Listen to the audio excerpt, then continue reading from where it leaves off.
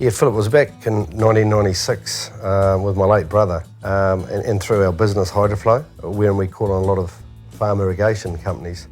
And it was probably through some of the staff at those stores, your Farmers, your Wrightsons, your RD1, that, and my brother and I were looking at the time for something other than work, to have a bit of a laugh and a bit of fun. And so it was back then that we opted to get into harness racing.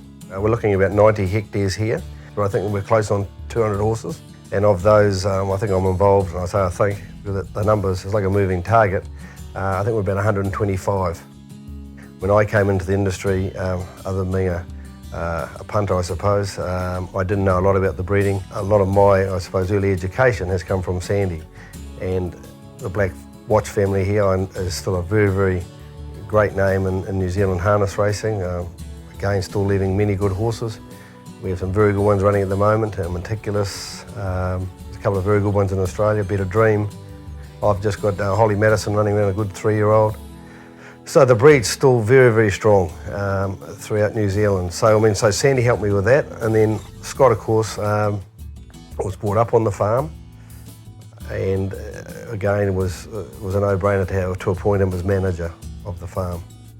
So Sandy's a bit lucky. He's ended up with having 2 sons on the farm and 7 grandchildren. I always had the dream of having my own stud farm once I got involved in it, and the intention is again to put my stamp on it and again to make sure that it is in fact the best stud farm in New Zealand.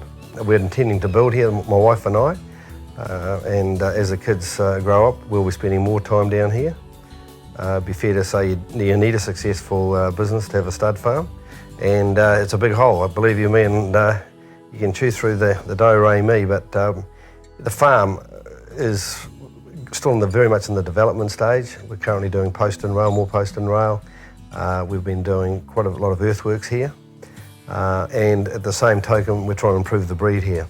We're heavily involved with sponsorship, and part of that is the inclusion of both Hydroflow and my other couple of companies, Pipe and Infrastructure and Apex.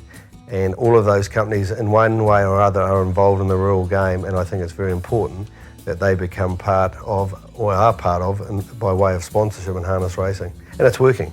You know, we take along a lot of our clients, they have a great night. What's good about it, it's outside of work, so we can socialise with our customers. For the future of harness racing, I think it needs to be a global business.